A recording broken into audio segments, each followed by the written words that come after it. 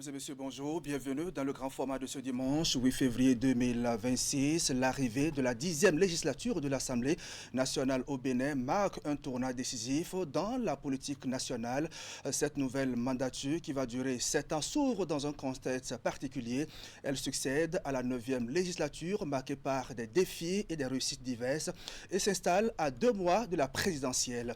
Alors que la participation électorale a été très faible, il est crucial de s'interroger sur les défis à venir et sur ce que les citoyens peuvent réellement attendre de ce nouveau Parlement. Composé exclusivement des partis de la mouvance, le Bloc républicain et l'Union progressiste, le renouveau, cette législature pourrait être un soutien clé pour le futur président de la République. Décryptage assure avec Stéphane Achille Rossou. Il est analyste politique et rédacteur en chef du quotidien L'Autre Vision. Loin de la politique, chaque 30 janvier, la communauté internationale marque un temps d'arrêt pour attirer l'attention des uns et des autres sur les maladies souvent invisibles, mais pourtant bien réelles. Les maladies tropicales négligées, elles touchent principalement les populations les plus vulnérables vivant dans des zones à faibles ressources et constituent encore aujourd'hui un véritable enjeu de la santé publique institué par l'Organisation mondiale de la santé en 2021. La journée mondiale contre les maladies tropicales négligées vise à mobiliser les États, les organisations de la société civile et les communautés autour de 20 pathologies dont la lèpre et la filariose avec un objectif ambitieux, les éliminer d'ici 2030. Au Bénin, cette journée a été célébrée en différé ce vendredi par le réseau WILDAF Bénin à travers une caravane de sensibilisation destinée à informer et à mobiliser la population. Nous allons revenir sur cette initiative avec Hector Aïssi.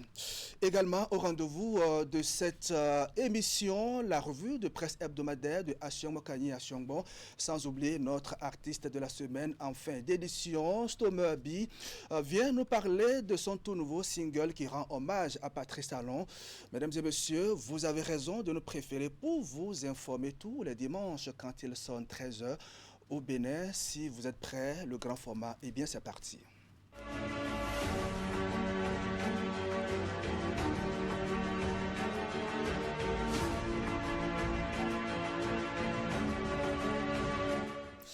À la une de l'actualité au Bénin, installation de la 10e législature de l'Assemblée nationale, moment solennel qui ouvre une nouvelle page de l'histoire politique du Bénin à la veille de cette cérémonie. Alimatou Badaro du Bloc républicain que vous voyez sur votre petit écran parle de ses nouvelles responsabilités. On en parle dans un instant.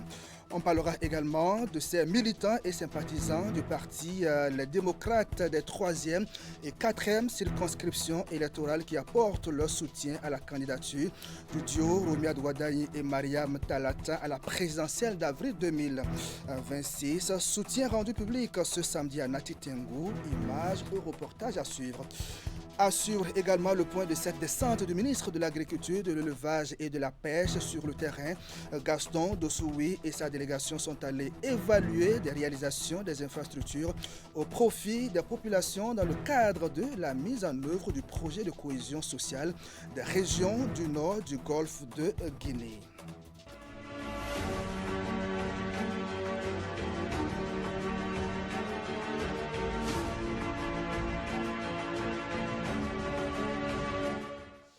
C'est un nouveau jour qui se lève à Porto Novo, la capitale du Bénin. Vous allez le voir, l'Assemblée nationale accueille ses nouveaux locataires. 109 au total pour un séjour de 7 ans au titre de la 10e législature. Avant de s'y rendre pour retrouver sur place Teddy Goudalo qui nous attend dans les parages de l'Assemblée nationale. On va écouter Alimatou Badaro, l'une des femmes élues sur la liste du Bloc républicain. Elle nous parle en tant que femme et citoyenne béninoise de son engagement, ses convictions et principes sur lesquels elle compte siéger à l'Assemblée nationale. Elle est ici au micro de Wouliat Sanoussi. Déjà, je voudrais d'abord remercier tout le peuple béninois et particulièrement la population de la 15e circonscription électorale qui m'a fait confiance, qui m'a donné sa voix. Et donc, je compte les représenter fidèlement et défendre l'intérêt de la population béninoise en général et travailler surtout pour la jeunesse et les femmes, parce qu'ils sont au centre des projets de développement, et surtout manier sur les idéaux de mon parti, puisque je vais à l'Assemblée sous la couleur du Bloc républicain et nous avons des lignes, nous avons une vision que nous avons présentée à ces élections générales et dont nous avons travaillé dans ce sens sous le leadership de son Excellence le ministre d'État Abdoulaye Tchani. Et c'est aussi l'occasion pour moi pour remercier les grands patrons de notre parti, les organes dirigeants qui m'ont fait confiance aussi en me proposant sur la liste. Parce que ce n'est pas évident. Ça fait mon deuxième exercice, on va dire, parce qu'en 2023, ça n'a pas été. Et donc, je mesure l'honneur qu'on me fait, je mesure l'ampleur de la tâche, la responsabilité qui est la mienne. Et donc, je ne vais pas pour siéger, je ne vais pas pour la forme, je vais travailler. Je vais travailler à porter la voix de nos populations, de la population béninoise, la voix des jeunes, des femmes, la voix des personnes âgées, la voix de tout le monde. Et travailler à voter avec mon parti des lois utiles, des lois vraiment qui seront applicables pour le développement de notre pays, surtout que nous avons décidé depuis un moment, nous sommes engagés avec son Excellence le Président Patrice Talon à pousser le Bénin dans une dynamique de développement et nous avons décidé d'accélérer cette dynamique et nous allons contribuer comme nos aînés, ceux qui nous ont procédé à l'Assemblée, à travailler pour voter des lois utiles, des lois qui vont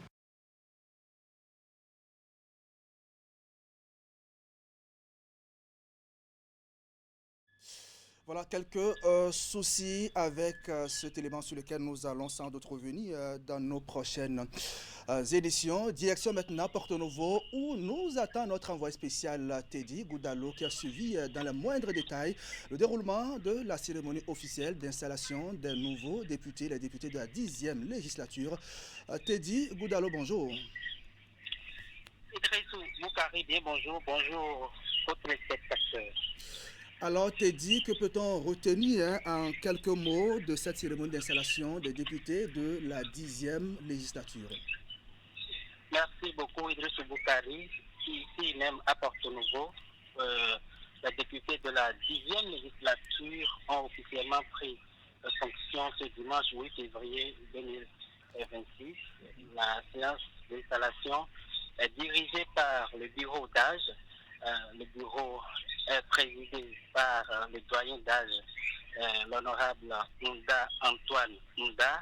Il est âgé de 79 ans et issu du bloc républicain dans la 4e circonscription électorale. C'est lui donc qui a assuré la cérémonie d'installation. Il est assisté de 2 secrétaires. Il s'agit bien évidemment des plus jeunes députés de la législature. Issa Youssouf, il a 31 ans, élu de l'Union progressiste et le Renouveau.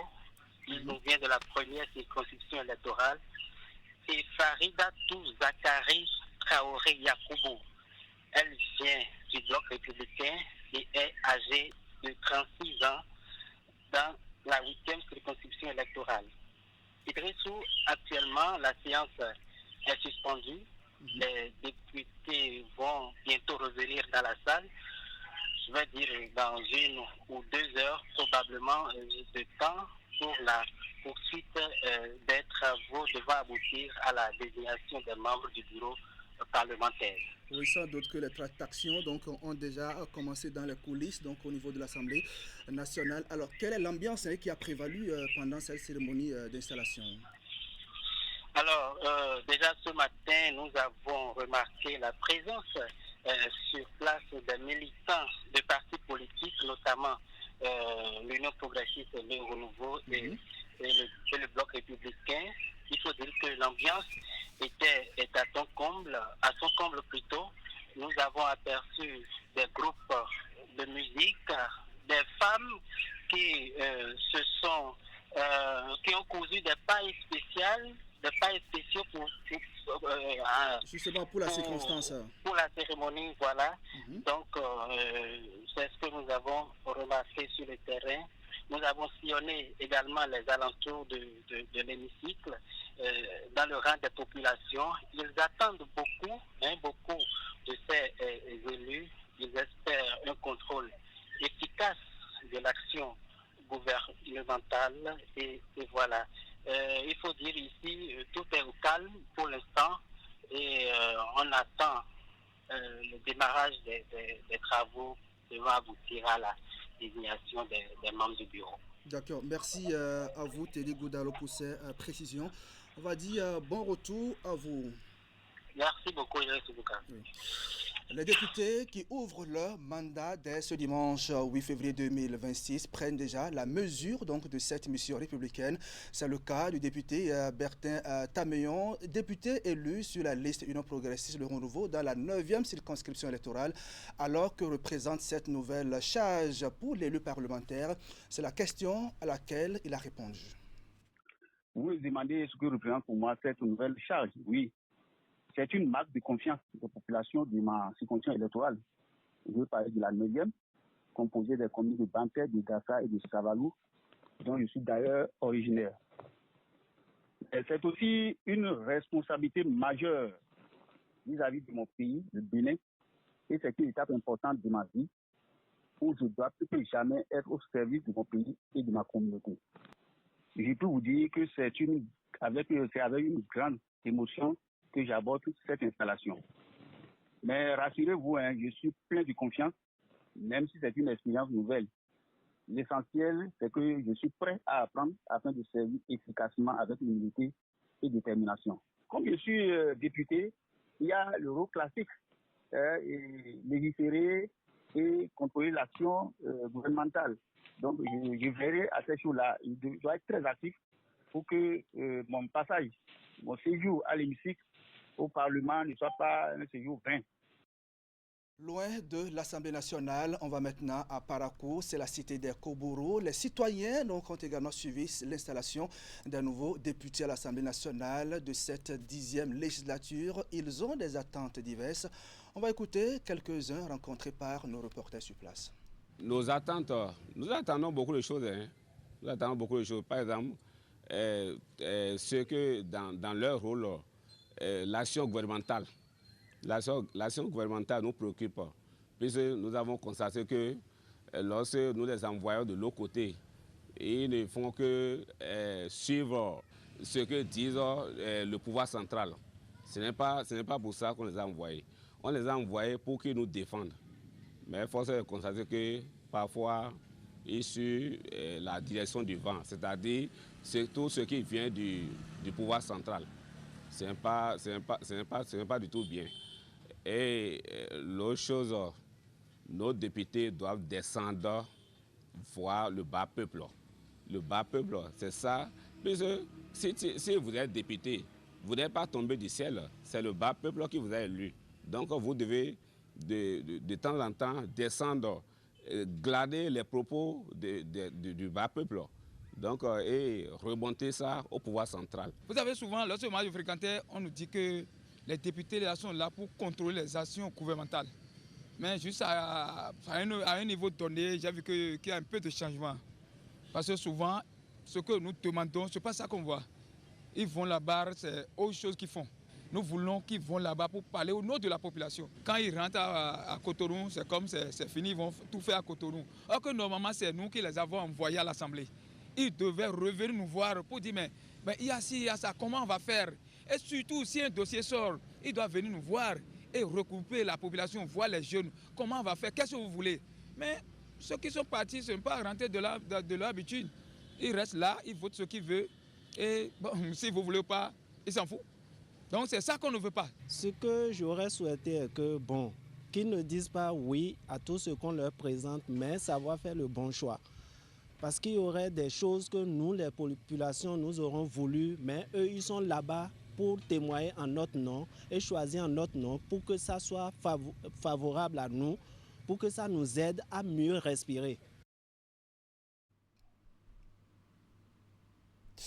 Voilà, on va revenir maintenant sur le discours du doyen d'âge de cette 10e législature, discours d'installation prononcé conformément à l'article 12.1 du règlement intérieur de l'Assemblée nationale. Antoine Nda a exprimé sa gratitude au peuple béninois avant de rappeler à ses collègues le contenu de la mission républicaine qui leur incombe désormais et de les inviter à l'accomplir avec un esprit d'engagement et de démocratie. On va l'écouter.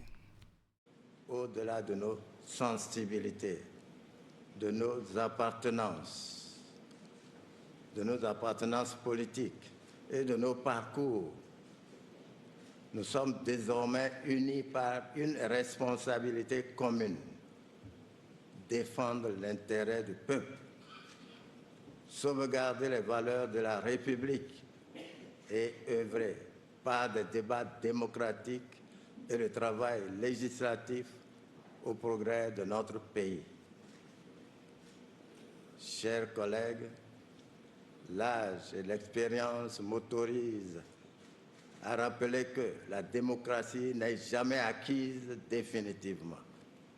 Elle se nourrit du respect mutuel, de l'écoute, de la confrontation des idées dans un esprit de loyauté et de responsabilité. Cette assemblée doit être le lieu du dialogue exigeant, mais aussi de la dignité, où la parole, même vive, reste guidée par le souci du bien commun.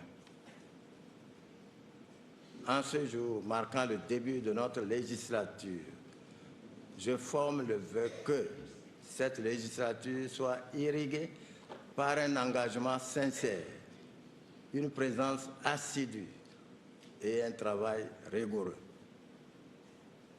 Nos concitoyens attendent de nous des réponses à leurs préoccupations, mais aussi l'exemplarité dans l'exercice du mandat qui nous a été confié.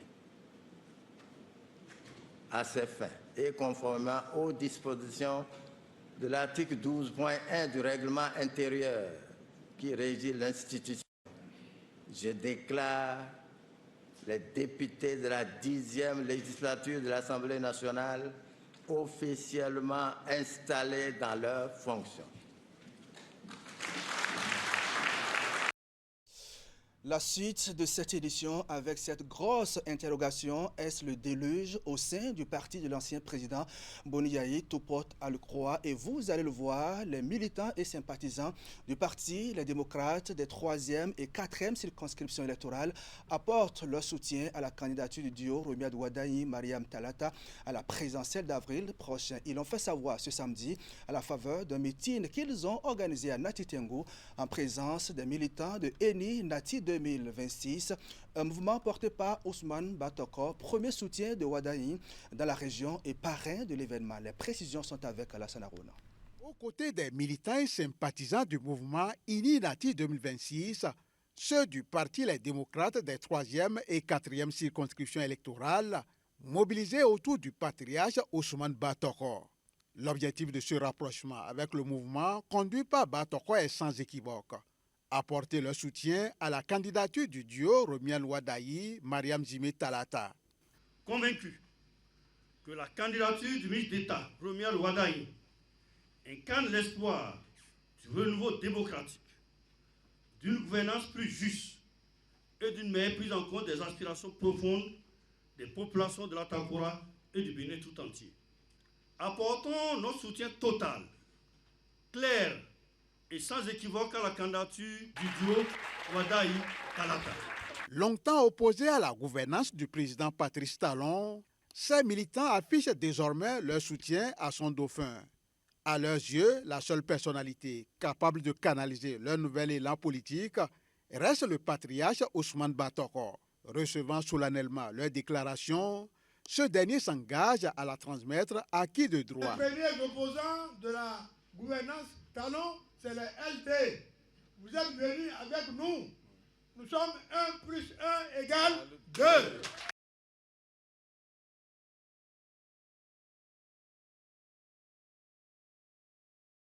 Voilà, encore quelques petits soucis avec cet élément. On va revenir donc sur l'élément dans notre édition de 19h30 ce soir. Je vous invite, tout en espérant que l'élément va aller à son terme, je vous invite à suivre un extrait de la déclaration de soutien des militants LD des 3e et 4e circonscriptions électorales du duo Wadayi Talata, déclaration lue par Moussa Issifou, coordonnateur LD de la 3e circonscription électorale. Des propos recueillis par Alassane Arona. Nous, militantes et militants du Parti des démocrates, issus des coordinations de la 3e et de la 4e section électorale, donc de tous les départements de l'Atakura, réunis en rencontre politique, sous le leadership éclairé du patriarche Ousmane Batoko. Convaincus que la candidature du ministre d'État, Romuald Wardani, incarne l'espoir du renouveau démocratique, d'une gouvernance plus juste et d'une meilleure prise en compte des aspirations profondes des populations de l'Atakora et du Bénin tout entier. Conscient des défis politiques, économiques et sociaux auxquels font face nos populations et de la nécessité d'une mobilisation citoyenne forte et responsable. Exprimons l'espoir et la conviction que le patriarche Ousmane Batoko usera de son autorité morale, de son expérience et de ses relations avec le président de la République, son expérience Patrice Gobatana Talon, ainsi qu'avec son dauphin, en vue de l'apaisement durable du climat politique et économique national. Appelons l'ensemble des militants, LD ainsi que toutes les forces politiques et sociales acquises au changement à se mobiliser autour de la candidature du duo Wardani Talata. Nos candidats ou notre candidat doit être élu de façon massive. C'est pour ça que nous sommes très heureux de l'arrivée à nos côtés des membres du parti Les Démocrates. Si Wardani n'est pas élu de façon massive, nous aurons échoué. Autre volet de l'actualité dans cette édition, le ministre de l'Agriculture, de l'Élevage et de la Pêche, accompagné des acteurs de mise en œuvre du projet de cohésion sociale des régions nord du golfe de Guinée, était sur le terrain. Gaston Dossoui a entamé une tournée d'évaluation des réalisations des infrastructures au profit des populations des départements de l'Atakora et de la Donga. Sur plusieurs sites, il a visité avec satisfaction les infrastructures réalisées grâce au financement de la Banque mondiale. Journée sans repos pour Gaston Dossoui et sa délégation. C'est une journée chargée pour cette délégation, conduite par le ministre de l'Agriculture. Elle visite les différentes réalisations du projet COSO, de Tchoumi Tchoumi à Pelité, en passant par Awalla. Les infrastructures dédiées à l'agropastoralisme et à l'accès à l'eau potable sont inspectées. Ce projet que nous avons commencé, c'est une ouverture qu'on fait pour votre propre développement. Nous avons vu tout à l'heure le nombre d'animaux qui couraient vers un seul abreuvoir. Ce n'est pas possible. Donc vous-même, vous savez qu'on va faire 2 autres abreuvoirs au moins. Qui va le faire? Si nous avons déjà l'eau, nous avons le château, nous avons la pompe qui permet d'amener l'eau. Et il faut construire peut-être un abreuvoir de 50 000, de 100 000. Ce projet est soutenu par la Banque mondiale. Il vise à corriger les disparités observées dans les zones frontalières de l'Atakora, de la Donga, du Borgou et de la Libori. Nos animaux de village souffraient de l'eau. Pour boire, il faut qu'on traverse le Togo. Et en allant sur la voie, on perd beaucoup des animaux. Mais depuis que le projet est venu, je vous assure que nos animaux sont vivants, ils sont à l'aise. Nos pères de à côté et nous-mêmes du village, nous les femmes aussi, on vient faire la lessive et on en profite pour boire. Vraiment, mes sincères remerciements pour vous. La délégation a également visité le groupement des femmes transformatrices d'arachide et de soja à Wekete dans la commune de Waké. Cette descente a été précédée de réunions dans les préfectures de Natitengu et de Djougou. Des réalisations au niveau de ces différents villages. Des réalisations, il y en a eu également à la Haute Cour de justice. La 8e mandature que préside Dandy Niamou veut davantage se révéler cette année et vous allez comprendre pourquoi. Quelques mois après l'historique décision instaurant le traitement collégial des plaintes individuelles, l'institution poursuit sa dynamique d'opérationnalisation de sa fonction judiciaire pour la redevabilité démocratique. C'est sous ce sceau que la première session administrative au titre de 2026 s'est ouverte le vendredi dernier à Cotonou. On fait le point avec William Cliquant. La dynamique en cours à la Haute Cour de justice depuis 2024 est arrimée à l'orientation stratégique numéro 5 de la vision Bénin Alafia 2060. La présidente de l'institution s'en réjouit dans les toutes premières secondes de son allocution d'ouverture. La première session administrative au titre de 2026 est un moment pour se remémorer le leitmotiv, une institution rénovée, judiciairement opérationnelle et au cœur de la redevabilité démocratique. Nous ne nous sommes pas contentés de dialoguer à Nati Tengu ou à Alada. Nous n'avons pas seulement planifié à Ouida. Nous avons agi, nous avons jugé. Les 22 et 23 septembre 2025 ont marqué l'histoire par une audience juridictionnelle thématique, par une assemblée plénière inédite et par cette décision fondatrice, la décision numéro 1/ACJ/AP qui instaure le traitement collégial et motivé des plaintes individuelles. Après avoir célébré cette révolution silencieuse, la présidente salue l'engagement de 3 juges arrivés au terme de leur séjour au sein de l'institution. Elle a reconnu, ensemble avec les autres juges, les membres du ministère public, de la chambre d'instruction et du greffe, les mérites des députés Eustache Akpovi, Édouard Béanza et Gafari Adéchokan. Cher Eustache, Édouard Gafari, le plan stratégique que nous examinons est aussi votre héritage. C'est la mandature à laquelle vous avez appartenu, la 8e, qui a pris cette décision historique du 23 septembre 2025. L'histoire retiendra donc votre nom, car lié à cet acte fondateur. Si 2025 est une année de paris gagnés, 2026, elle, est celle de la moisson des fruits à la Haute Cour de justice. Année de moisson à la Haute Cour de justice dont la présidente a fait de cette ouverture solennelle de la première session administrative un moment d'encouragement de ses collaborateurs et du personnel. Professeur Dandy Nyamou, à la suite des vœux de nouvel an, a rappelé les efforts consentis pour l'atteinte des objectifs fixés l'année dernière. Elle a ensuite invité à la détermination totale pour plus de résultats en cette année 2026. On va l'écouter au micro de William Cliquant. Il n'y a pas de vent favorable pour celui qui ne sait pas où il va.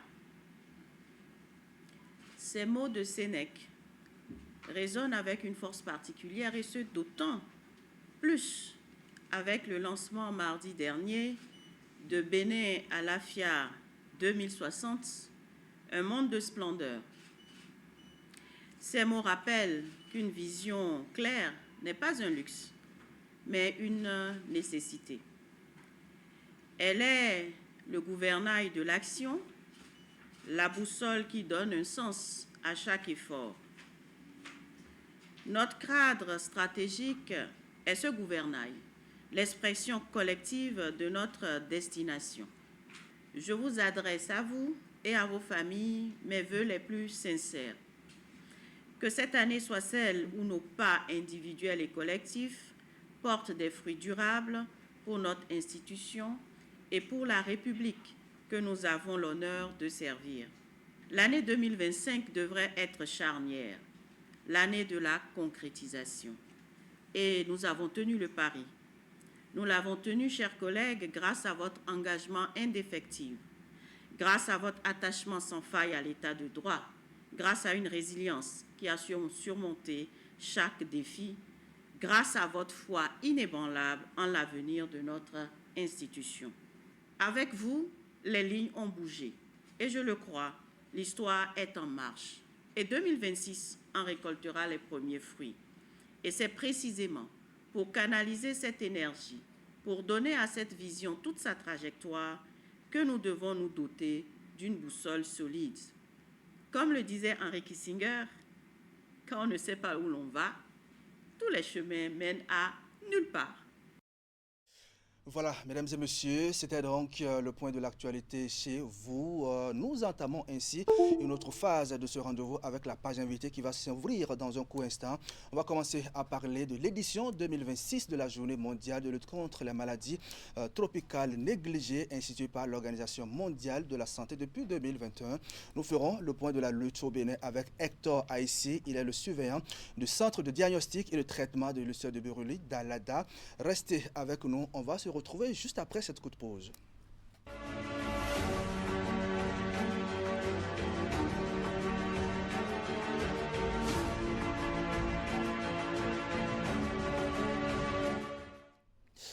La communauté internationale a célébré cette année encore la journée mondiale de lutte contre les maladies tropicales négligées. Ces maladies qui touchent principalement les populations les plus vulnérables vivant dans des zones à faibles ressources et constituent encore aujourd'hui un véritable enjeu de santé publique. L'objectif est de mobiliser les États, les organisations de la société civile et la communauté autour de 20 pathologies dont la lèpre et la filariose avec un objectif ambitieux, les éliminer d'ici 2030. Nous en parlons sur ce plateau avec le surveillant du centre de diagnostic et de traitement de l'ulcère de Buruli Dalada qui vient de nous rejoindre sur le plateau du grand format. Monsieur Hector Aïssi, bonjour. Bonjour, monsieur le journaliste. Alors, bienvenue sur le plateau du grand format. On va commencer par rappeler ce qu'on n'entend pas maladie tropicale négligée. Qu'est-ce que c'est? Oui, maladie tropicale négligée, comme l'a dit l'OMS, c'est un groupe de maladies qui peut être bactérienne, virale, fongique ou parasitaire et qui touche les pays des zones où le climat est tropical, d'accord, et plus précisément les personnes qui vivent dans des zones rurales reculées. Voilà. Donc, c'est ce que nous pouvons retenir par rapport à une définition. D'accord. Pourquoi on va dire la journée mondiale contre les maladies tropicales négligées? Pourquoi, pour un pays comme le Bénin, en quoi est-ce que cette journée est-elle importante? Oui, l'importance de cette journée, c'est de nous rappeler déjà les conséquences liées à ces maladies-là. Et le fait est aussi que nous avons de ces maladies au Bénin. Et il faut quand même trouver un moyen quand même d'en parler à nos populations, pas seulement au niveau des villages, mais quand même faire aussi le plaidoyer à l'endroit aussi des autorités pour nous accompagner dans la lutte. Et quelles sont les principales maladies tropicales négligées qui touchent la population béninoise aujourd'hui? Oui, nous référons aux différents rapports, nous pouvons déjà citer l'ulcère de Buruli, la lèpre, le pian, le mycétome, l'onchocercose, la filariose lymphatique, les géohelminthiases. Donc, il y en a plein, mais principalement, ces maladies-là, nous les retrouvons fréquemment dans nos communautés. Et les populations sont-elles mieux informées sur ces maladies et surtout la prévention? Justement, un travail est fait, certes, mais nous ne pouvons pas dire qu'effectivement, eux tous ils sont informés, d'où l'importance de renforcer la sensibilisation. Et vous n'êtes pas sans savoir que déjà le vendredi dernier, le WILDAF a initié une caravane itinérante à travers plusieurs communes, dont la dernière était Alada. Voilà, toujours pour sensibiliser les populations et fédérer aussi les communautés autour de ces maladies-là. D'accord, avec la complicité de la régie, on va voir donc ces images de la caravane du réseau WILDAF Bénin organisée vendredi dernier dans la commune d'Alada, comme vous le dites. Alors, agir, unir, éliminer, c'est le thème retenu pour le compte de l'édition 2026 de cette journée. Que peut-on comprendre à travers ce thème? Oui, unir, comme on l'a dit, c'est unir les forces. Et quand on est unis, et que toutes les parties prenantes de la communauté, que ce soit les artisans, que ce soit les différentes autorités locales, les agents de santé, c'est toujours pour porter l'information sur ce qu'est les MTN. Et agir, c'est à travers les informations utiles, pour ne pas dire vitales, qu'il faut savoir pour que éliminer, c'est-à-dire rompre la chaîne de transmission de ces maladies-là à travers le geste qu'il faut en cas de suspicion de ces maladies-là. Et quels sont ces acteurs qui sont appelés à s'unir justement pour atteindre ce résultat? Merci. Les différents acteurs, déjà, il y a la communauté elle-même qui est exposée, il y a les autorités locales, il y a déjà les agents de santé, il y a aussi les partenaires techniques et financiers qui ne sont pas les moindres. Il y a aussi l'autorité de tutelle. Donc, sans oublier aussi les hommes des médias, parce qu'il faut aussi porter la voix au-delà des communautés. Alors, quel état des lieux peut-on faire aujourd'hui en matière de lutte contre ces maladies? Oui, en matière de lutte contre cette maladie, si je me réfère un peu aux données statistiques que nous avons dans nos différents centres, surtout à Alada, nous remarquons qu'on a de moins en moins quand même, quand je prends l'ulcère de Béoli, de moins en moins quand même de cas d'ulcère de Béoli, mais nous avons plus... au moins 115% de ces cas que nous recevons actuellement sont des cas graves, des cas qui ont traîné dans la communauté. Et tout ça, ça nous interpelle et à lever les goulots d'étranglement qui font que ces patients-là viennent tardivement aux soins. D'accord. Ces manifestations ou cette journée a commencé, comme je le disais, depuis 2021 avec l'horizon de 2030. Oui. Est-ce que à la date d'aujourd'hui, l'objectif peut être atteint quand on voit les différentes politiques qui sont menées de part et d'autre? Oui, toujours, je crois que nous sommes sur la bonne voie, certes, mais il faut quand même que nous, comme l'a dit l'OMS, il faut qu'on s'unisse davantage pour que l'objectif qui est d'éliminer ces maladies tropicales négligées soit atteint, parce que nous avons aussi beaucoup d'obstacles qui diminuent un peu nos attentes par rapport à la lutte. D'obstacles, de quoi s'agit-il?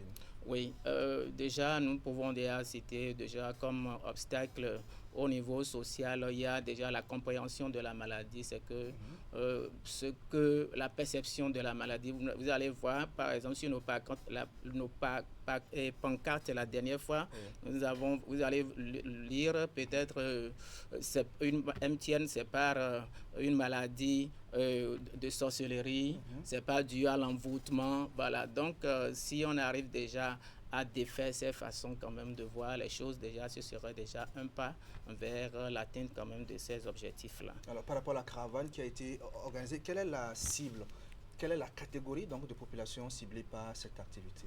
Merci beaucoup, monsieur le journaliste. Donc les personnes qui sont ciblées déjà, il y a les jeunes, il y a les adolescents, il y a déjà les artisans, tous ceux qui font quand même, qui constituent les couches socio-professionnelles quand même au niveau des communautés. Et en plus de ça, il y a les autorités locales à divers niveaux, que ce soit au niveau village, au niveau arrondissement, jusqu'au niveau des maires. Donc, il y a aussi les agents de santé qui sont aussi concernés par cette activité-là. Voilà. D'accord. Quels sont les messages clés que vous avez pu passer donc, à travers cette caravane? Oui, à travers cette caravane, déjà, il était question quand même de regrouper toute la communauté pour lui dire, mais il y a des gestes simples qu'on peut mettre en pratique pour prévenir ces maladies-là. Et en plus de ça, il y a quand même les conséquences liées à la maladie, surtout quand on ne vient pas tôt aux soins. Et en plus de ça, nous avons dit que les MTN ne sont pas une fatalité, qu'on peut les vaincre à travers de simples gestes quotidiens que nous faisons. D'accord. Et pour vous qui êtes régulièrement sur le terrain, quels sont les principaux défis rencontrés dans cette lutte? Les défis sont nombreux et nous pouvons déjà citer la pauvreté, c'est que le niveau précaire quand même des communautés qui sont touchées. Et imaginez que vous allez en communauté, puis après une sensibilisation, vous dit, mais monsieur, vous avez dit mais qu'il faut il faut pratiquer l'hygiène au quotidien. Mais nous n'avons pas de l'argent pour s'acheter, par exemple, un pain de savon. Imaginez. Et on n'a pas de l'eau, par exemple, potable pour pouvoir observer tout ce que vous avez dit là. Donc, et ça nous interpelle et ça interpelle aussi les autorités à divers niveaux quand même, à ce que tout ce qui se fait dans le sens de la mise à disposition des points d'eau potable aussi soit étendu à tout le monde. Et je crois que la lutte serait aussi. Et par rapport il y a aussi l'appui des partenaires financiers, c'est vrai, techniques et financiers comme, si vous permettez, la ANESVAD par exemple qui accompagne WILDAF. Il y a aussi FFL Luxembourg qui accompagne par exemple le CDTUB d'Alada. Donc il y a des fonds qui de jour en jour diminuent parce que, bon, sur le plan... Cela est dû à quoi? Est-ce que les partenaires sont en train de changer de priorité ou qu'est-ce qui ne marche pas? Oui, au fait, c'est que on a remarqué quand même qu'il y a une diminution par rapport à l'apport financier qui était fait à l'endroit de la lutte, et surtout, mais on a compris que c'est de façon générale. Et il est quand même intéressant que d'autres partenaires viennent aussi en appui pour pouvoir faire chose. Donc voilà, il y a aussi à l'endroit quand même de l'autorité de tutelle aussi de renforcer tout ce qui se fait là à travers la formation quand même des agents de santé, parce que pour pouvoir mettre le point sur, pour pouvoir dépister précocement, il faut être outillé au niveau quand même les notions de MTN. Voilà. Donc tout ça, ça fait partie des défis. Et je crois MTN, que c'est maladie tropicale négligée, bien sûr. Maladie tropicale négligée. Merci beaucoup. D'accord. Voilà. Alors, le manque de ressources, d'informations et de suivi, est-ce que tout cela peut constituer, on va dire, un frein majeur donc, pour l'atteinte des objectifs dans ce sens? Merci beaucoup, monsieur le journaliste. Oui, parce que déjà, le manque de ressources, j'ai dit tantôt que pour aller sur le terrain, par exemple, il nous faut quand même de la logistique, il nous faut quand même du matériel pour appuyer tout ce qu'on fait à travers les boîtes à images et tout. Et c'est quand même les partenaires, c'est pas aussi l'autorité, tout ça là, à travers le ministère qui doit quand même nous renforcer sur ce plan-là. Donc ça veut dire que le côté financier au niveau des sites, des centres de prise en charge déjà aussi, ça pose déjà un problème. En plus au niveau communauté aussi, quand déjà le pouvoir de la ménagère n'est pas aussi reluisant comme il le faut, ça pose aussi un autre problème parce qu'ils ne pourront pas appliquer ce qu'on vient quand même leur enseigner à travers la sensibilisation. Et maintenant, quand ils n'ont pas aussi, ils ne sont pas bien informés, ils ne sauront pas prendre quand même le bon geste qu'il faut, ils ne pourront pas le faire. Et ils peuvent quand même se retrouver tardivement aux soins et tout ça. Je crois que ça a un impact. Au-delà des partenaires, la contribution nationale elle-même est-elle, on va dire, à la taille des enjeux? Bon, quand on dit on remercie quelqu'un, comme on le dit là, c'est toujours dans l'espoir quand même d'en avoir un peu plus. C'est vrai que quelque chose se fait parce que quand je prends l'exemple du CDTUB d'Alada, par exemple, il y a quand même un peu de renforcement au niveau des ressources humaines, par exemple, où nous avons quand même des dermatologues, le professeur agrégé, par exemple, en dermatologie, vénérologie. Donc, c'est très important et tout ça aussi, ça participe quand même à la lutte. Vous imaginez. Je crois que nous en avons aussi besoin parce que ce n'est pas suffisant. Il nous faut, parce que nous avons, si vous permettez, au niveau du CDTUB d'Alada, juste pour vous montrer un peu que nous en avons plus besoin de personnel et de ressources, c'est que nous avons plusieurs stratégies, deux stratégies. Nous allons en communauté, c'est le même personnel qui est dédié quand même pour les soins à l'interne aussi, qui participe aussi aux activités de terrain. Voilà, qui participe aux activités de terrain, les activités de terrain comme les sensibilisations, les consultations foraines gratuites, par exemple avec l'appui du partenaire où on va consulter. Les petits produits élémentaires sont donnés aussi parce que le partenaire l'a mis à disposition. Et en plus de ça, mais quand le patient vient encore disons au niveau du CDTUB, il faudra quand même du personnel pour pouvoir aussi les prendre en charge. Donc tout ça mélangé, je crois que on en a besoin. C'est vrai que quelque chose se fait, mais notre plaidoyer, c'est que l'autorité aussi essaye quand même de nous accompagner, de renforcer tout ce qu'il fait là. D'accord. Au niveau de votre centre, quelles sont les maladies les plus fréquentes, d'abord que vous diagnostiquez et puis que vous traitez? Voilà, merci beaucoup. Et nous avons comme maladie, il y a l'ulcère de Burley, comme vous l'avez entendu. Parce que notre centre, initialement, c'est le centre de dépistage et de traitement de l'ulcère de Burley d'Alada. Voilà. Donc, depuis l'intégration quand même de la lutte, parce qu'il était question quand même d'aller dans une communauté, mais de ne plus parler seulement de dépistage de cas d'ulcère de Burley, mais d'autres cas comme le MTN, comme la lèpre, le pian, Et en plus, la scabiose. Nous voyons un peu plus maintenant les cas de scabiose. De moins en moins de cas d'ulcère de Burley, de lèpre, bien que ce soit des cas vraiment de graves qui viennent. Mais nous avons de plus en plus des cas de gale en communauté et ça nous crée aussi d'autres casse-têtes parce que les produits qu'il nous faut pour être efficaces dans leur prise en charge aussi ne sont pas accessibles. Certes, mais nous faisons avec les moyens de bord. Les prises en charge sont-elles intégrales Oui. Quand il s'agit d'un MTN cutané, que ce soit la lèpre, l'ulcère de Burley ou le pion, c'est gratuit. D'accord. Voilà. D'accord. Alors, globalement, que peut-on retenir de cette édition 2026 de la journée? Oui, cette édition 2026 de la journée, c'est déjà une édition qui a été une réussite, certes, et en même temps une occasion de plaidoyer à l'endroit des autorités à divers niveaux et en même temps à l'endroit aussi des partenaires, parce que ce sont eux qui nous accompagnent le plus, à part l'autorité de tutelle. Et nous invitons aussi déjà, comme on a dit, de s'unir.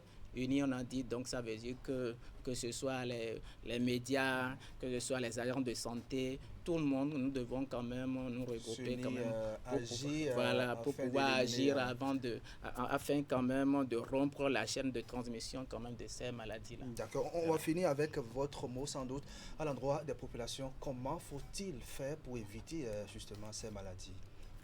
D'accord. Pour éviter ces maladies que nous appelons maladies tropicales négligées, c'est très simple.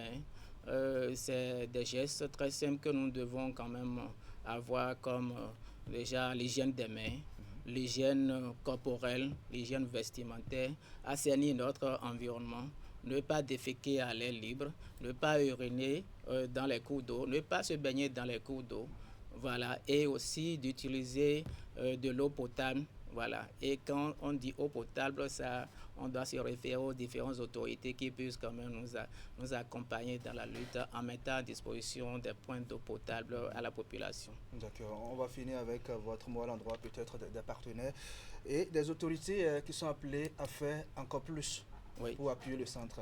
Merci. Déjà, c'est de les remercier, que ce soit les partenaires. Je pense déjà à Folero, Luxembourg, pour tout ce qu'il fait à l'endroit quand même de nos patients à travers l'appui au CDTUB d'Alada et leur demander quand même de renforcer tout ce qu'ils font tout le temps parce qu'on en a besoin pour vraiment atteindre les objectifs 2030. À l'endroit de l'autorité, déjà, c'est de nous accompagner aussi pour le renforcement des capacités des soignants et aussi du plateau technique. D'accord. Merci à vous, Monsieur Hector Aïssi, surveillant du centre de diagnostic et de traitement de l'ulcère de Burley d'Alada. Merci pour ces précisions. Très bonne journée à vous. Merci beaucoup, monsieur le journaliste. Mesdames et messieurs, nous allons observer une pause, le temps pour vous de suivre la revue de presse hebdomadaire de Asion Mokani. Bon, juste après, vous le savez déjà, c'est le décryptage de l'actualité nationale avec mon invité média. Il est analyste politique, rédacteur en chef du quotidien L'Autre Vision. Son nom, c'est Stéphane Akin Rossou. Voici la revue hebdo.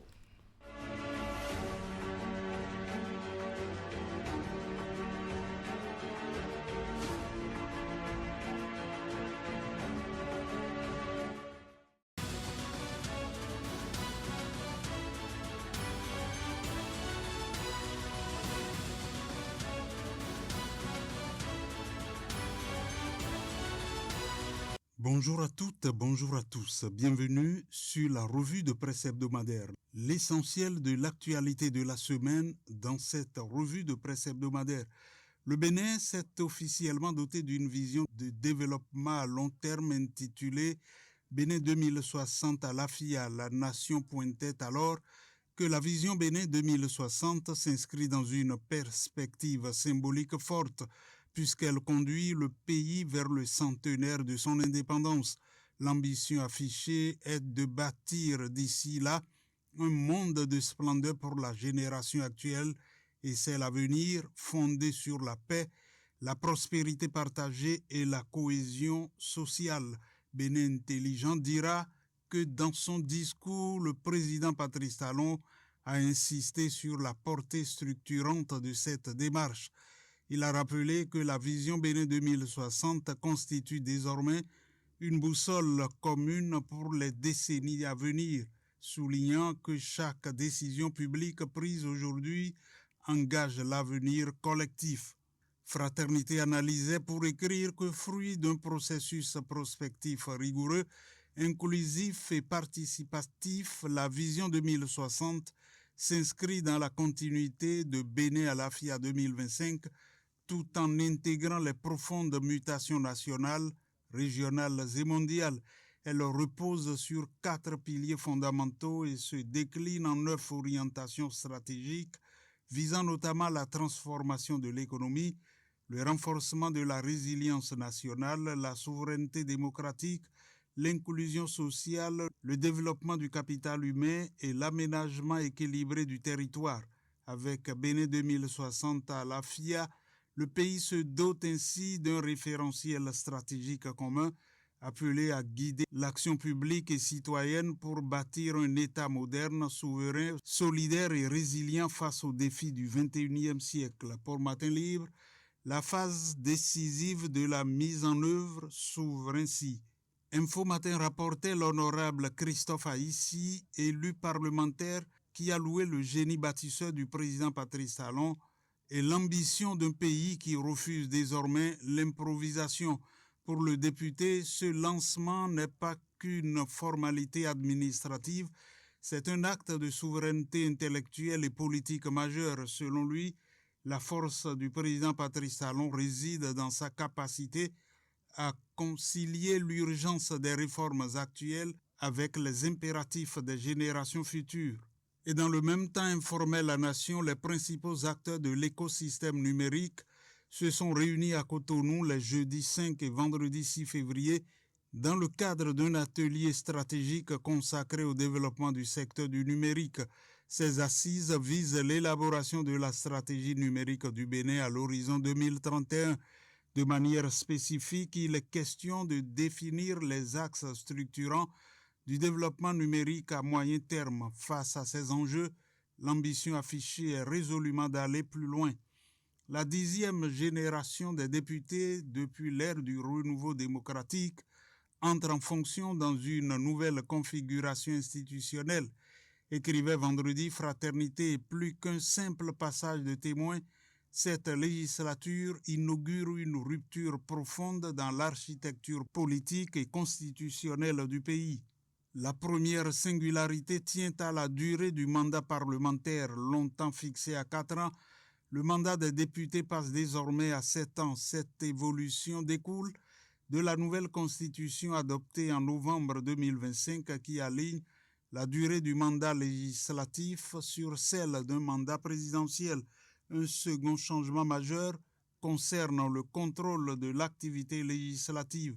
Jusqu'ici, la Cour constitutionnelle constituait l'unique organe chargé de veiller à la conformité des lois à la Constitution. La nouvelle donne institutionnelle introduit un second niveau de régulation avec la création du Sénat. Dans cette euphorie, une question polarise les attentions, fait observer le matinal, qui sera le prochain président de l'Assemblée nationale. Sur le sujet, plusieurs noms circulent. De toute évidence, le dernier mot reviendra au président Patrice Talon qui, selon les indiscrétions, n'aurait pas encore tranché. Le confrère de la matinée pointait que dans les couloirs du Parlement comme au sein des états-majors politiques, les spéculations vont bon train, alimentées par des noms qui reviennent avec insistance du côté du parti Union progressiste, le Renouveau, formation majoritaire, 3 députés se détachent et au niveau du bloc républicain, un candidat comme de sérieux prétendants au perchoir. La présence accrue des femmes au Parlement fera observer Bénin intelligent, doit désormais se traduire par leur accès aux postes de direction et d'influence. L'élection d'une femme à la tête de l'Assemblée nationale, 10e législature, serait le signe d'une maturité démocratique, celle qui reconnaît que la compétence et le leadership n'ont pas de genre. En attendant, la presse du jour informait que la Cour constitutionnelle a rendu sa décision aux demandes d'invalidation des sièges des députés Michel Soudjinou et Adjibade Moukaram Koussonda. Les deux vont donc effectivement siéger à la 10e législature de l'Assemblée nationale pour les 7 années à venir. La Cour constitutionnelle a donc sauvé leur siège. Dans la suite, la presse du jour tablait lundi sur les faits qui innocentent le Bénin par rapport au djihadisme au Niger pour écrire qu'à l'analyse des faits, une évidence s'impose. Le Niger se trompe de cible. Les chiffres parlent d'eux-mêmes. Depuis l'arrivée au pouvoir du général Tiani, près de 1700 personnes, civiles et militaires confondus, ont péri dans des attaques terroristes. À elle seule, la région de Tillabéri concentre environ 1200 victimes. Or, cette zone ne jouste ni le Bénin, ni le Nigeria. Elle se situe au cœur de l'espace dit des trois frontières à la jonction du Mali, du Niger et du Burkina Faso, épicentre historique de l'insécurité sahélienne. À en croire la nation, pour le porte-parole du gouvernement béninois Wilfried Léandre Ngbeji, cette posture de discrétion et d'efficacité contraste avec ce qu'il perçoit comme une agitation médiatique de certains acteurs régionaux. Peut-être qu'il y a des gens qui allument un contre-feu, se disant qu'à un moment ou un autre, on parlera d'eux, a-t-il estimé. Une analyse qui laisse entendre que les accusations portées contre le Bénin pourraient répondre à des calculs politiques internes ou à des stratégies de communication visant à mobiliser l'opinion. Fin de la revue de presse hebdomadaire. Merci de l'avoir suivi.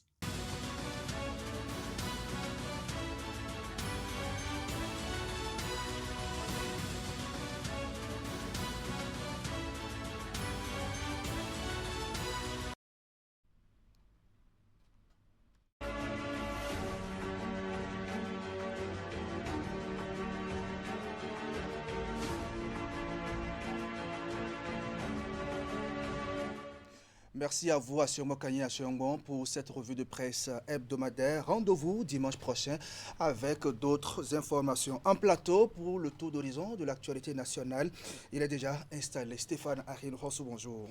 Bonjour Idrissou Boukari. Bonjour aux téléspectateurs. Analyste politique, pas rédacteur en chef, mais plutôt directeur de publication du quotidien L'Autre Vision. Merci d'être avec nous. On va commencer avec l'installation de la 10e législature de l'Assemblée nationale. Vous avez sans doute suivi donc, la cérémonie d'installation ce matin. Quels sont les temps forts que vous avez pu noter? Oui, évidemment, selon les dispositions de la loi, après les élections, les députés de la 10e législature sont installés aujourd'hui et sont officiellement rentrés dans leurs fonctions telles que la loi l'a exigé. Moi, les temps forts qui m'ont marqué au cours de cette cérémonie d'installation qui a été fort simple mais très empreinte de solennité, j'ai constaté d'abord qu'il y a eu une ambiance très fraternelle entre les acteurs politiques qui se sont retrouvés au Parlement avec beaucoup d'accolades, beaucoup de sourires qui montrent que cette législature commence très bien dans une très bonne ambiance. Ce qui m'a marqué également, c'est les deux jeunes, en fait les deux jeunes qui ont fait partie du bureau d'âge. Ça montre que la jeunesse, d'une manière ou d'une autre, est en train de monter, de faire bonne presse. Ensuite, ce qui m'a marqué, c'est le discours du président du bureau d'âge qui a quand même appelé les députés à faire leur travail de contrôle d'action du gouvernement et à élever surtout le niveau du débat, à travailler dans l'intérêt de la nation. Je pense que c'est quand même un discours assez fort qui appelle chaque député à la responsabilité désormais qui lui incombe dans cette mission que le peuple lui a confiée. D'accord. Avant de parler des défis de cette 10e législature, on va analyser le bilan de la 9e. Globalement, Stéphane, que peut-on retenir? Je retiens que la 10e législature sous la présidence de l'honorable Louis Vlavonou. Hein. Cette 10e législature a quand même été une législature choc qui a mené beaucoup d'actions qui, me semble-t-il, constituent la charpente politique et législative sur lesquelles repose aujourd'hui le développement de notre pays, je veux dire la démarche politique même de notre pays. Je voudrais dire que globalement, on a pu observer 63 lois qui ont été adoptées durant cette législature, 61 projets de loi et deux propositions de loi. Mais les lois qui ont le plus retenu, n'est-ce pas, mon attention, je parlais de la vision nationale Bénin 2060,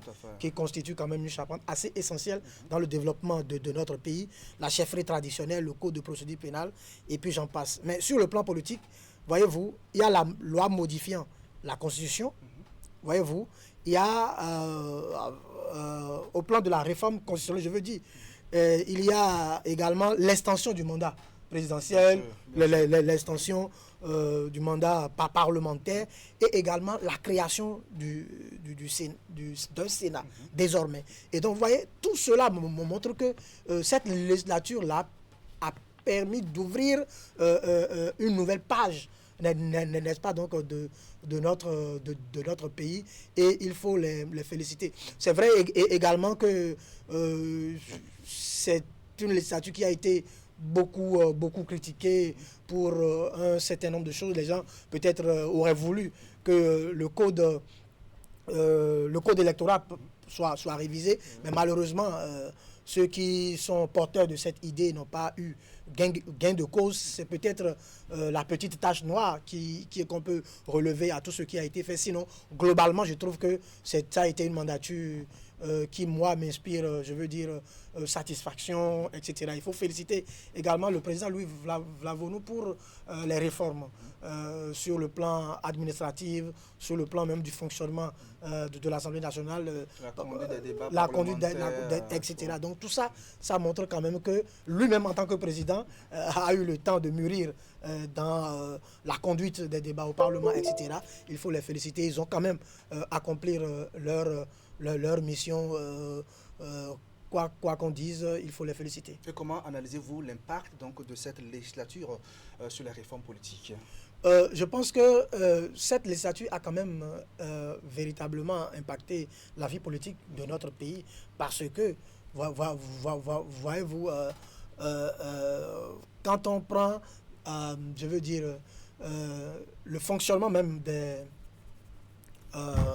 le mot m'échappe, le fonctionnement des partis politiques. Oui. Le fonctionnement des partis politiques, quand on prend, je veux dire également, la vie politique dans son ensemble, la réforme du système partisan, ça me vient, la réforme du système partisan, je crois que c'est quand même des éléments assez importants qui ont marqué un tournant décisif dans la vie des partis politiques dans notre pays. Et aujourd'hui, on ne peut plus parler de politique dans notre pays en occultant cette 9e législature. La réforme constitutionnelle, on parlera maintenant, on dira que c'est sous cette mandature-là que désormais les députés peuvent faire 7 ans au Parlement, le président fera désormais 7 ans, il y a désormais un Sénat grâce à ce... Donc ils ont en fait, cette législature a marqué beaucoup d'acquis, voilà, la trappe essentielle même du vécu politique, je veux dire, de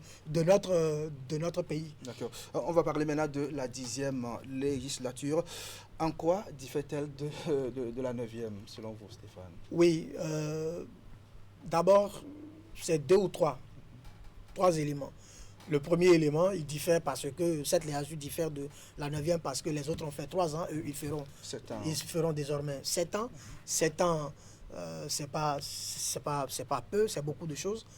Donc, ils peuvent faire beaucoup de choses. Il diffère parce que pour la législature passée, on a vu le parti de l'opposition, principal parti de l'opposition qui avait siégé pour la 9e législature. On voit maintenant que pour la 10e législature, le parti de l'opposition ne siège pas. Ça fait quand même une remarque assez importante dont il faut tenir compte. Il faut également dire que la différence, c'est également le contexte politique qui va radicalement changer. La mandature ou la législature finissante s'est installée lorsque le président Patrice Talon son mandat était encore en cours. Donc ils ont pu accompagner. Mais cette législature marque la fin d'un régime et le début d'un autre régime. Donc ça fait beaucoup qui montrent que cette 10e législature, c'est une, entre griffes, comme le disait un confrère, c'est une législature de nouveau départ sur beaucoup de points, sur beaucoup d'aspects. Et donc, les députés de cette législature ont beaucoup à faire. Alors, sur la question de l'absence des démocrates, donc à l'Assemblée nationale, un recul ou avancée démocratique? Je ne dirais pas recul, mais peut-être un regret. Un regret parce qu'on aurait aimé que le parti politique le plus représentatif de l'opposition soit quand même à l'Assemblée nationale pour équilibrer les débats. Mais malheureusement pour eux, ce n'est pas le régime en place qui décide, ce n'est pas d'ailleurs la loi qui décide, c'est le peuple qui décide. Et donc à l'issue du vote, finalement, le peuple a décidé que le parti, les démocrates, ne soient pas représentés parce qu'ils n'ont pas pu souscrire aux exigences prévues par la loi. C'est bien dommage pour eux. N'empêche que la vie politique ne continue pas à se dérouler à l'Assemblée nationale. Pourquoi? Parce qu'ils avaient été présents pour la 9e législature, mais on a constaté que, ça a été une présence de figuration, parce qu'ils n'ont pas pu impacter outre mesure les décisions qui sont prises. C'est vrai qu'ils ont lancé des pics, ils ont soulevé des débats, mais puisqu'ils ont été minoritaires, leur voix n'a pas porté. On a également vu qu'eux-mêmes, ils ont beaucoup brillé, peut-être par déception ou je ne sais quoi, beaucoup brillé par la politique de chaise vide, par un jusqu'au boutisme qu'on ne comprend pas. Donc, leur présence, oui, sur le plan symbolique, c'était intéressant, mais sur le plan de l'impact du fonctionnement même du débat à l'Assemblée nationale, non. Maintenant, ils ne sont pas là, ça change seulement sur le plan symbolique. Mais sur le plan du débat, ça ne va pas fondamentalement changer, parce que les députés qui sont à l'Assemblée nationale, vous voyez, ça fait deux partis. Et deux partis, c'est deux intérêts différents. Deux partis, c'est deux visions différentes. Encore qu'à l'intérieur de chaque parti politique, il y a des courants différents. Donc, ça veut dire que le débat à l'Assemblée nationale sera toujours un débat relevé parce que c'est des idées différentes, c'est des intérêts différents, c'est des courants différents. Ce que le peuple, dans l'ensemble, peut-être, veut ou voudrait, c'est peut-être que le peuple est nostalgique de ces parlements où on a eu beaucoup de tapage, beaucoup de disputes, de querelles. Le peuple voyez-vous, ça donne l'impression que ça s'anime bien. Mais la question qu'on peut se poser, est-ce que ça fait avancer? Parce que le revers de ce qui se passait, c'est que les députés qui venaient à l'Assemblée nationale faisaient à la limite du chantage pour le président de la République. Et donc, si des députés élus et envoyés au Parlement prennent leur fauteuil comme droit de veto pour exercer du chantage sur le président de la République et qui l'empêche peut-être à la limite d'exécuter son programme, vous voyez, la tendance va changer. Et les autres faisaient l'effort de souscrire à leur chantage parce qu'ils avaient besoin d'une majorité. Aujourd'hui, la dynamique a changé. On a des partis politiques qui sont peut-être, je ne vais pas dire sous l'emprise du chef, mais qui ont compris la nécessité du leadership du président de la République et qui l'accompagnent. Et donc, nous ne sommes plus dans une dynamique de parlement, de querelles intestines, mais nous sommes dans une dynamique de parlement de développement. Et dans ce cas, comment peut-il, on va dire, véritablement contrôler l'action gouvernementale? Oui, ils peuvent contrôler l'action gouvernementale dans la mesure où le gouvernement a une feuille de route. Et les parlementaires sont là pour voir si ce qui est fait est conforme à ce qui est prévu. Et donc, je veux dire que ce n'est pas parce qu'ils soutiennent l'action du gouvernement que forcément... Ils ne vont pas contrôler. Parce que il faut tenir compte également du fait que de plus en plus les députés se rendent compte qu'ils sont plus redevables au peuple qu'au président de la République. Parce que nous avons de plus en plus un peuple mature. Et quand vous allez sur le terrain, les gens vous disent, mais depuis qu'on vous a envoyé là, vous avez fait quoi là-bas? Et donc, le député qui va à l'Assemblée nationale sait que si 7 ans après, il ne fait pas ce qu'il doit faire au Parlement et qu'il repart là-bas, il sera sanctionné. Et nous avons plein de cas où des gens ont voulu bien remplir, ils ont été positionnés, mais ils n'ont pas recueilli l'avis du peuple parce que les gens ont estimé qu'ils n'ont pas fait le travail qu'il faut. Dans ces conditions, le député qui va au Parlement aujourd'hui est obligé d'être regardant par rapport à ce qui se fait par le gouvernement. S'il ne le fait pas, il sera sanctionné par le peuple. D'accord. Que peut-on attendre des anciens députés démocrates qui se sont retrouvés de l'autre côté, donc de la mouvance, et qui sont élus et seront présents également à l'Assemblée nationale? Oui, je veux prendre à mon compte l'argumentaire du porte-parole du gouvernement qui a dit qu'ils sont démocrates dans l'âme. Et que ce n'est que le parti qui a changé et qu'ils peuvent toujours porter leurs idées au sein de la formation, de la formation politique. Et donc, s'ils sont démocrates dans l'âme, je pense qu'ils peuvent quand même continuer par porter les idées de cette formation politique à laquelle ils ont appartenu tout le temps. Mais je veux dire que essentiellement, au-delà de ça, leur présence aussi amène à comprendre qu'aujourd'hui, les acteurs politiques ne sont plus élus sur la base de ce que un parti propose, mais sont élus sur la base de ce que le peuple veut fondamentalement. Et ça, pour moi, c'est quand même un fait assez important. Et ces députés-là doivent également prendre en compte ça et savoir que leur survie politique dans leurs différentes circonscriptions électorales dépend de ce qu'ils feront. Encore qu'ils ont 7 ans. Ils ont 7 ans et c'est vraiment très important. S'ils ratent le travail qu'ils ont à faire, je pense qu'ils vont perdre sur l'avenir. D'accord, beaucoup de chantiers politiques sont ouverts par la 9e législature. On le disait à l'instant même. Globalement, quel va être le défi principal donc, de cette 10e législature? Oui, il y a déjà il y a un soupçon fondamental qui pèse sur cette législature. Et ce soupçon-là, c'est que c'est une législature de caisse à résonance. Parce que la teinture, c'est qu'ils sont monocolores. C'est un parlement monocolore. Donc, le premier défi qu'ils ont à prouver, à relever, je veux dire, c'est de démontrer qu'ils ne sont pas une caisse à résonance.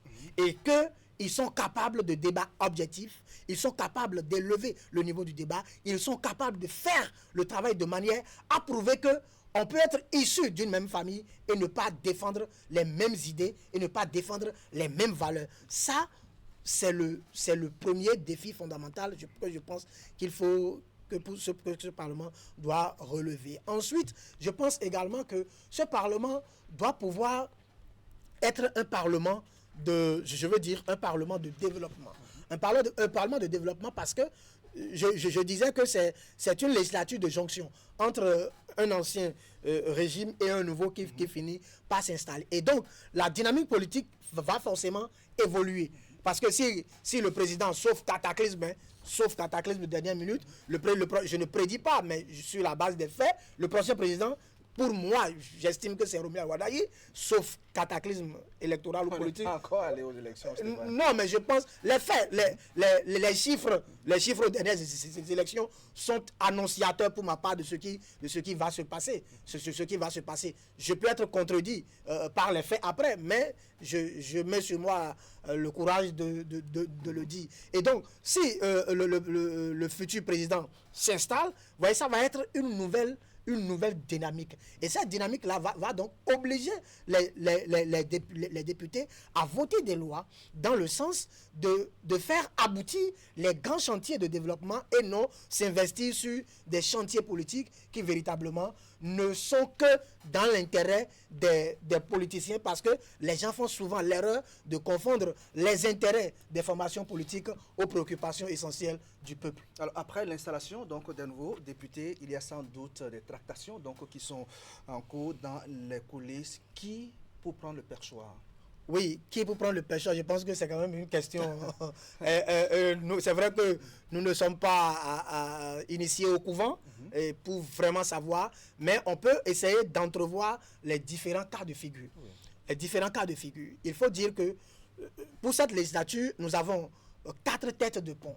Nous avons le président de l'UPR, Joseph Fifame Diogbenou. Nous avons le président du BR, Abdoulaye Biochane. Nous avons l'ancien président de l'Assemblée nationale qui est également là, Louis Vlavonou. Nous avons, également, je veux parler de l'autre qui a quand même passé, qui a une certaine longévité dans le bureau de l'Assemblée nationale, Barthélémy Kassa, qui est également là, qui pour moi a quand même une certaine pratique, une certaine expérience. Voilà. Et donc, quand on prend ces 4 têtes de pont là, quand on prend le cas du professeur Joseph Fifame Diogbenou, en principe, si lui, il devrait siéger au Parlement, puisque son parti politique est majoritaire, d'office, il devient président. Mathématiquement, voilà. Il devient président parce qu'il ne peut pas être là. En matière de préséance, on dit qu'il ne peut pas être là et Vlavonou serait président de l'Assemblée nationale. Donc, s'il siège, ça hypothèque les chances de Louis Vlavonou. Maintenant, pourquoi il peut ne pas siéger? Il peut ne pas siéger parce que pour d'autres considérations, le président de la République peut-être vouloir qu'il siège au Sénat. Parce qu'il serait, en tant que technicien du droit, il va voir ses pairs de l'autre côté et ils pourront faire le travail, le travail technique qui pourra se faire. Dans ce cas de figure, l'ancien président Louis Vlavonou a la chance nécessaire de remplir. Maintenant, le chef de l'État également, dans un souci d'équilibre régional, peut vouloir que ce soit le président du BR. Dans ce cas, ce n'est plus les questions de nombre de députés, nombre de députés, mais c'est de choix stratégiques au niveau de la majorité présidentielle, où le chef de l'État va appeler les deux formations pour dire, pour telle raison, je souhaiterais que ce soit ça. Et puis après, il reviendra au parti d'analyser si ce choix-là est un choix légitime. Dans ce cas, on peut espérer que Abdoulaye Biochane soit président de l'Assemblée nationale. Je ne voudrais pas m'aventurer sur le terrain de faire la comparaison entre les deux en matière de leadership, en matière de gestion de trucs là pour éviter de faire de jaloux, mais chacun pourra se faire son opinion quand on prend les deux personnalités là. Sinon que Abdoulaye Biochane peut être président de l'Assemblée nationale si on tient compte des questions d'équilibre régional. Maintenant, si on veut voir qui a une certaine pratique parlementaire au niveau du bureau, a une certaine longévité, moi je pense que Barthélémy Kassa est quand même assez bien, même s'il ne serait pas probablement demandeur de la chose. D'accord, on va suivre tout ça de l'autre côté de l'Assemblée nationale. Stéphane Arin Rosso, analyste politique, directeur de publication du quotidien L'Autre Vision. Merci pour ce regard sur l'actualité. On se retrouve dans quelques semaines sur ce plateau. Bonne journée à vous. Merci. Mesdames et messieurs, nous avons notre dernier rendez-vous avec notre artiste de la semaine qu'on va installer.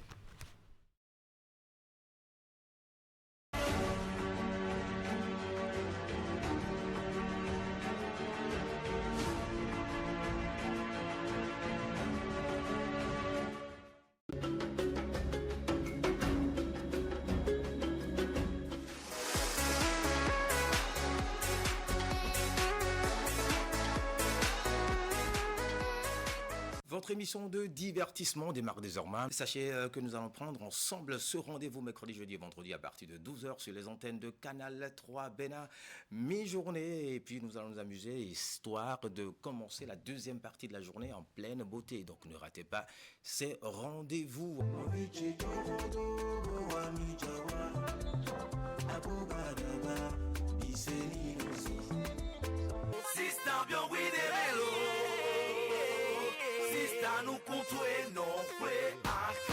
Le doyen Jean-Louis Azé. Bonjour à toute l'équipe de production et de diffusion. Et merci et bonjour à vos millions de téléspectateurs qui vous suivent en ce moment.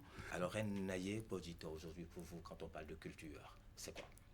C'est l'essence qui aide à se connecter aux sphères que nous ne voyons pas.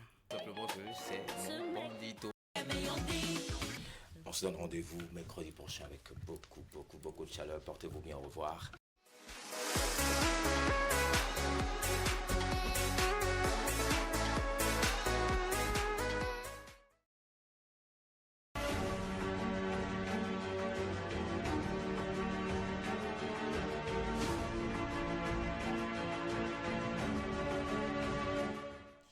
Artiste discret mais constant de la scène musicale béninoise, c'est une figure, c'est la voix qui traverse les générations. Il fait ses premiers pas dans la musique à la fin des années 80, alors qu'il était élève au collège Notre-Dame des Apôtres de Cotonou.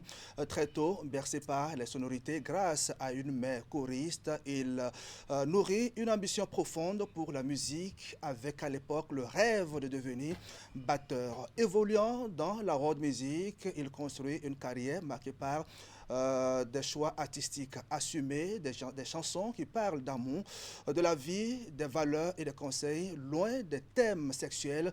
Un album à son actif et son actualité est marquée par la sortie d'un nouveau single. Il est notre artiste de la semaine. Il vient de s'installer sur le plateau du grand format Stomé B. Bonjour, bonne arrivée. Bonjour, M. Bougrahi. C'est un réel plaisir de vous avoir sur ce plateau. En tout cas, bienvenue à vous.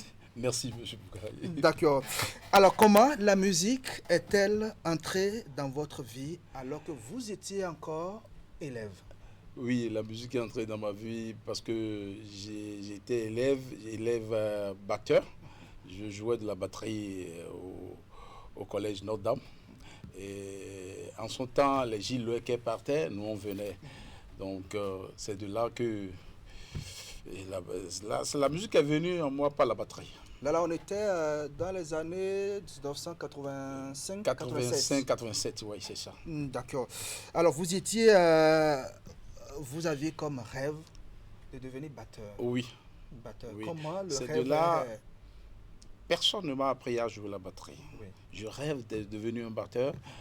Et c'est un anecdote. Et devant ma maison, il y a une voiture gâtée là. Que moi, je me mettais dedans pour jouer. Ça me dit, Cameroun, en ce temps, c'est les cassaves. Oui. Ça marchait bien, je jouais. Bon, un jour, comme un élève, un ami m'a appelé parce qu'ils ont un concert à faire au Cégep Notre-Dame. On m'a appelé, j'ai dit, mais moi je ne suis pas un batteur, moi je suis en train de, je fais quelque... Il dit non, la façon dont tu joues, tu peux jouer la batterie, tu es un batteur. On est parti, moi j'étais là depuis le matin, les gens avaient les instruments, j'étais là, très tôt le matin, j'étais là avant que les techniciens soient là, parce que comme je n'ai jamais monté sur la batterie, je suis monté sur la batterie, je jouais la grosse caisse doucement, je faisais des trucs, et le soir, viens voir ce qui s'est passé, c'était waouh. C'était waouh, on a joué avec les Baba Djala et autres, là, on a joué ensemble, donc c'était waouh. C'est de là que je me suis vu batteur, j'ai commencé à jouer et jouer de la batterie, c'est très fort, beaucoup en sébène. Bon, en son temps, le vieux El Rego, parce que lui jouait que de la musique classique, et c'était un aîné Gabin qui jouait, Gabi du moins qui jouait la batterie, donc moi on m'appelait spécialement pour jouer, s'il s'agit des sébènes, des Congolais, moi je jouais ça. C'est de là que je suis rentré dans la batterie, je suis devenu un batteur. D'accord. Quelle influence votre mère choriste a-t-il eu sur votre carrière? Oui, elle a eu beaucoup d'influence sur ma carrière parce que elle, c'est une chanteuse de Gbéroum. Gbéroum, il y a un truc qu'on joue, les mamans jouent là, qu'on appelle et on joue avec ça, on fait les trous autour des plats et ça joue. Bon, ma maman était chanteuse. Donc, et moi, j'étais petit, je jouais le tam-tam là pour les mamans. Donc, c'est de là que, bon, j'écoutais des chansons, tout ça là, ça me plaît. C'est de là que la chanson même, et ça m'a appris. Et quand je vois quelque chose en train de se passer comme ça devient chanson dans ma tête, quoi. D'accord. Alors, pourquoi, justement, Sagbora Danialou, qu'on ne présente plus sur la scène musicale béninoise, est-il, on va dire, un idole pour vous au Bénin? Oui, c'est un idole pour moi au Bénin parce que il est resté en lui-même. Et c'est un monsieur que je respecte beaucoup. Parmi tous les artistes béninois, c'est le meilleur que je respecte parce que il n'a jamais voulu faire autre chose que de la musique, ce qu'il sait faire, ce qu'il sait créer. Donc jusqu'à aujourd'hui, et il est le meilleur artiste du Bénin. Il est le meilleur aujourd'hui parce que il n'a pas cherché à mélanger, il n'a pas cherché, il s'est resté en lui-même. Et avec lui, on peut avoir beaucoup d'inspiration, on peut retirer beaucoup dans ce qu'il fait. Et en quoi Lokwa Kanza vous inspire-t-il également? Lokwa Kanza, sa musique, bon, j'ai eu l'habitude de jouer la musique. Durant toute ma vie, j'ai joué la musique classique. Oui. Lokwa Kanza, sa musique, c'est du mélange. Du mélange. C'est pourquoi sa musique me plaît parce que c'est du mélange, quoi. Moi, j'aime toujours tout ce qui est créativité. Et comment définissez-vous votre univers musical, la world music? La world music, c'est la musique qui... Maintenant, c'est ce qui peut... Je crois que c'est ce qui peut marcher. Hein. Quand on parle de la musique de la musique urbaine, c'est toujours... On ne peut pas dire de la world music. C'est une musique mélangée. En Afrique, quand on parle de la musique urbaine, c'est du mélange. Hein. Donc, la world music, moi, je prends les Andro, les Inli, les Blekété, tout ça là pour créer world music béninois, quelque chose pour le Bénin, quoi. D'accord. Alors, à votre actif, un album sorti il y a 5 ans, je crois. Oui, il y a 5 ans. Il y a 5 ans, un single qu'on va découvrir dans un instant également. Parlant de l'album Respect. Respect, ouais. Composé de 9 titres. 9 titres, alors, pourquoi Respect? Respect parce que j'avais eu à faire la musique pendant 40 ans, 35 ans, 40 ans, proprement 40 ans. Oui. Et maintenant, si je fais sortir quelque chose, il faut que ça soit quelque chose du respect, ça soit du respect, quoi. C'est pourquoi j'ai nommé l'artiste du respect. D'accord. Et l'album, le respect. Oui. Le mensonge. Ouais, le mensonge. C'est l'un des titres. Est-ce que c'est le titre phare d'ailleurs Le mensonge, oui, c'est le titre phare. C'est le titre phare. C'est le titre phare. Pourquoi le mensonge Le mensonge parce que aujourd'hui. Pourquoi pas le morceau? Pourquoi pas? De quoi parle le morceau? Le mensonge parle de ceux qui ne font que mettre leur bouche dans...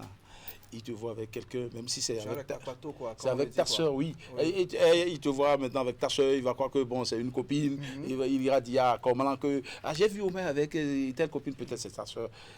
Il te voit sur la moto, il ne sait même pas si tu as payé la moto, si tu as passé ça, il dit non. Et le gars là, il a volé la moto de quelqu'un ou bien il a passé la moto, mais il ne sait pas si c'est toi-même qui as payé ta moto. Donc la chanson Mensonge, ça parle des menteurs, des papatos. D'accord. D'accord. Quels sont les autres titres donc, qui composent? Il y a Yenandou Tchakiwe.